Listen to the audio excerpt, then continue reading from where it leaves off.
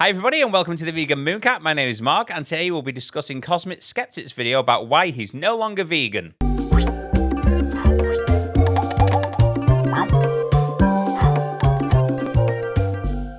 So I'm not going to go into any large preamble about who Cosmic Skeptic is, but for anyone who doesn't know, he's quite a large channel with over 500,000 subscribers, and he mainly deals with philosophy. That's his thing. He also was a vegan and covered veganism on his channel.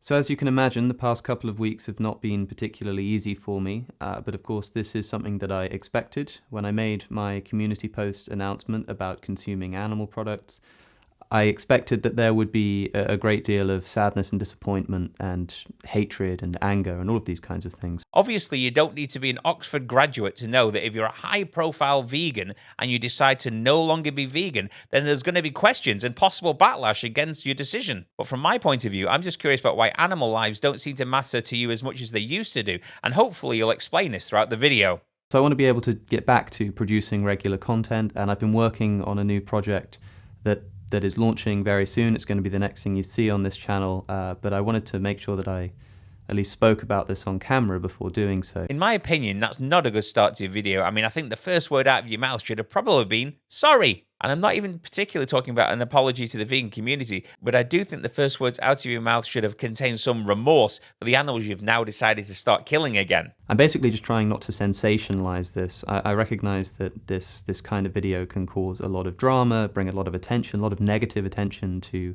the vegan movement, to animal advocacy.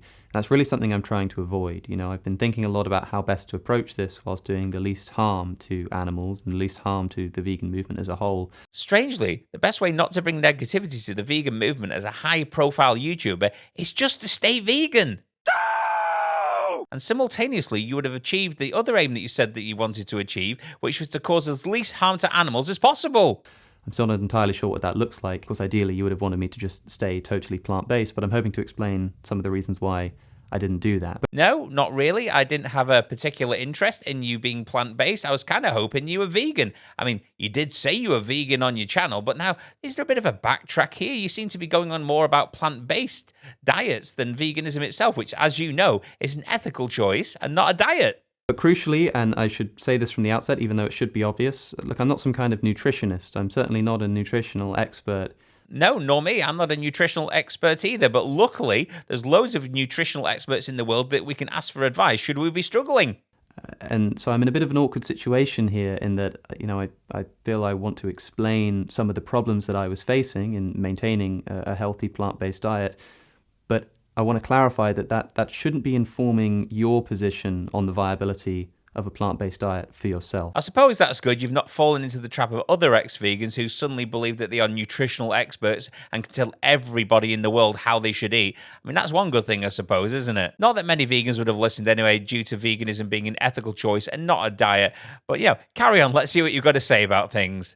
A lot of people have been sending me studies, in particular the American Dietetic Association study that being vegan is healthy at all stages of life, including pregnancy, as if this is new information to me. You say that with a little bit of a smirk on your face and, dare I say, annoyance that people dare send you this information when you've read it all yourself and know everything about this subject already. But in your post and this video, you're telling everyone that you're not a nutritionalist and you don't know what you're doing, basically. So maybe people think they're helping you by offering this advice and you should drop the smug attitude. Of course, the American Dietetic Association says that a well-planned vegan diet is healthful at all stages of life. The key point is well planned there, and my problem is not with the idea that every nutrient that's required to be healthy can be found in a plant-based diet. I think that it can. My problem is with the practicability of maintaining it for myself. So we're 2 minutes into your video, you've promoted future content that's not vegan, you've told everybody you're not a nutritionalist, you've said there's no nutrients in animal products that you can't get from plants. I'm not seeing any reason so far why you couldn't remain vegan, but hopefully you'll clarify this further on in the video and just stop promoting your future content. So people have been asking, well, what's this magical nutrient that you can only get from an animal product that you can't get from plants? I want to clarify from the start, there isn't one. Every nutrient that you need to be healthy can be found in an adequately planned plant-based diet.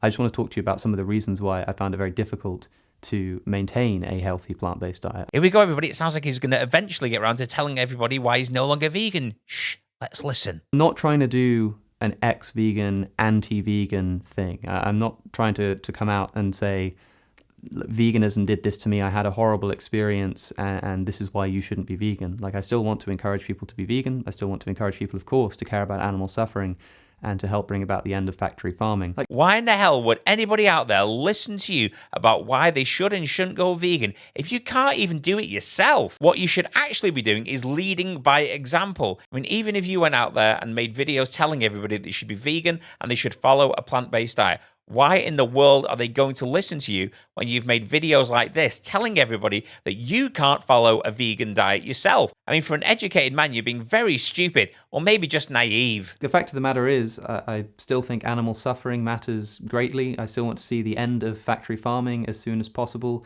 All that happened was, in practice, in my life, I found it difficult to maintain a healthy plant-based diet.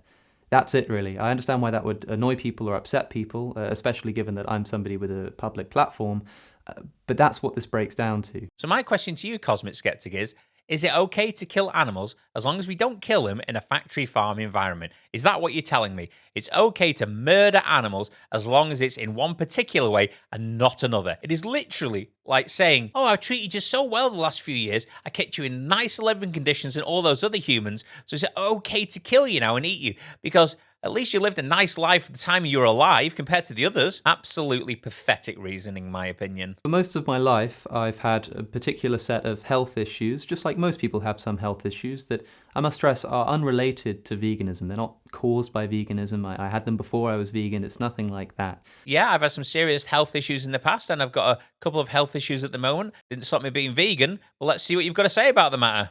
But for instance, one of the most important or relevant here is IBS, or irritable bowel syndrome, which people have to varying degrees. I've suffered with it quite severely for most of my life. It's not been as bad as I've been getting older, but it essentially translates to having some severe stomach problems, as well as, I don't really know how to put it, but you need to make sure you have access to a toilet. Okay, so we're nearly 4 minutes into his video, and he's come up with the first reason why he doesn't think he can be vegan anymore. That reason is he's got IBS and might need access to a toilet, but he's just stated he had this same issue before he was vegan. Hopefully he's going to elaborate further on in the video why his IBS required him to start paying for animals to be killed again. Let's just wait and see. Most of my childhood, one of the great miseries of my life was that I essentially wouldn't be able to go anywhere that didn't have an immediate toilet access, because otherwise I'd be absolutely stuck out, and the anxiety of just being there and knowing that that was the case would be enough to bring on the symptoms of IBS, and I'd just be paralyzed by it. Okay, so I can imagine that having IBS and being under constant worry that you might shit yourself would be a bit of a problem. But if you had it when you were a child and you had it when you were vegan, you're still going to have it when you go back to eating animals again. So why not just stay with veganism? This was livable. That is an important thing to stress. It's not like the pain that I experience when I suffer from these symptoms is completely and utterly debilitating. As I say, as long as I'm in a situation where I can deal with it, as long as I have a toilet nearby, as long as I don't need to be doing something important. So what you're saying, the symptoms and the pain from your IBS are not debilitating. And as long as you make the correct preparations to make sure that wherever you're going as facilities to go to the toilet, etc., then you should be okay. So I'm not any wiser about why you gave up being a vegan then from your video so far. I'm really hoping you can come up with something better than this, because this is just shit. I'll tell you what though, Cosmic Skeptic, I bet the pain and suffering that you went through was nothing, absolutely nothing compared to the pain and suffering that the animals go through to make sure that you can eat them. And so what I would do is have a very restricted relationship to food in these instances. It meant essentially not eating, or eating very minimally and safely whenever I was in one of these circumstances. So sometimes, we'd be out and people would be getting food, and people would notice that I'm not really eating anything or not finishing a meal that was in front of me. This is something that I did before I was vegan as well, so I was well adjusted to it. But essentially, if I was going out and doing something, like if I was going out to a field somewhere, or if I was going to give a talk, I just wouldn't really eat, or I'd eat very minimally, and I'd eat very safe foods that obviously weren't particularly nutritionally adequate, but would help me to get some calories in. And then hopefully after I'd finished whatever it was I was doing, we'd go somewhere more suitable and I'd be able to eat more food. I understand that going somewhere where there's no toilets might be problematic for somebody with that IBS, but you have literally stated that it was no worse under veganism. You said you had the same exact issues when you were eating meat, dairy, etc. So I don't get why you've gone back to eating animals again. It doesn't make any sense. I mean, are you listening to the words that are coming out of your mouth? Am I being thick here, people? I don't know. Because I actually can't see why he's given up being vegan, because he had the same issues before he was vegan. Let me know in the comments if you can make a head and a tail of this so far, because at the moment, I can't see where he's coming from. Now, it's important to stress that I don't have any health problems, at least to my knowledge, that are caused by veganism, right? Like the IBS thing, I'm not saying that veganism causes this. And of course, even if somebody's a non-vegan, living in this way is not the healthiest way to live. You're still going to run into problems if you're not eating for a whole day and only eat like a couple of meals or one meal in the evening when you get the opportunity. But because of the fact that it is easier to get the nutrients that are required to be healthy on a non-vegan diet, which, say what you like about it being easy to live healthily as a vegan, which I believe in many cases it can be and is, it is easier to not be one. So here we go. Even though multiple times he stated that he's not a nutritionalist during his video, he's still, in my opinion, giving nutritional information to the general public via this video. So which one is it? Does he know about nutrition or does he not know about nutrition? And let's just say, for argument's sake, that cosmicskeptic, the self-proclaimed non-nutritionalist, is correct, and it's easier to get all the nutrition humans need from animal products. Who cares? Why don't you try treading the more difficult path and do what's morally right? Surely that's worth the extra little bit of effort. I'm going to skip forward in his video because he is now just covering the same thing over and over again.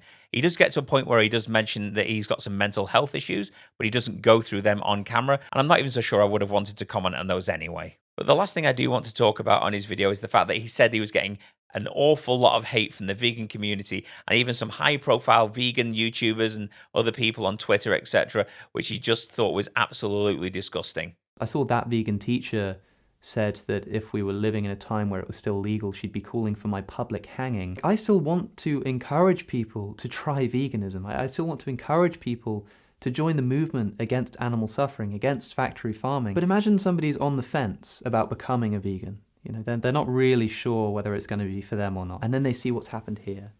Right? They see somebody who says, look, this wasn't working for me for various reasons, and I need to let you know about that. And seeing this kind of response, seeing this hatred and unforgiving vitriol, what is that person going to think?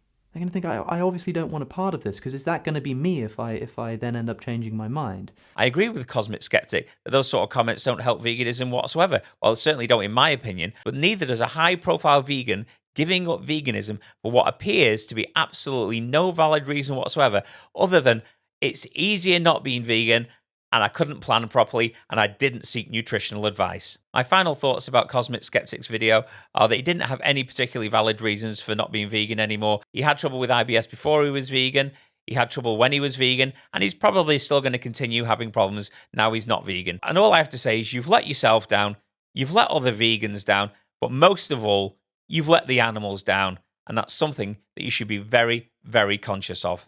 I'd like to thank everybody for watching, and if you want to see more videos like this, please hit the subscribe and the notification bell, and I'll see you next time.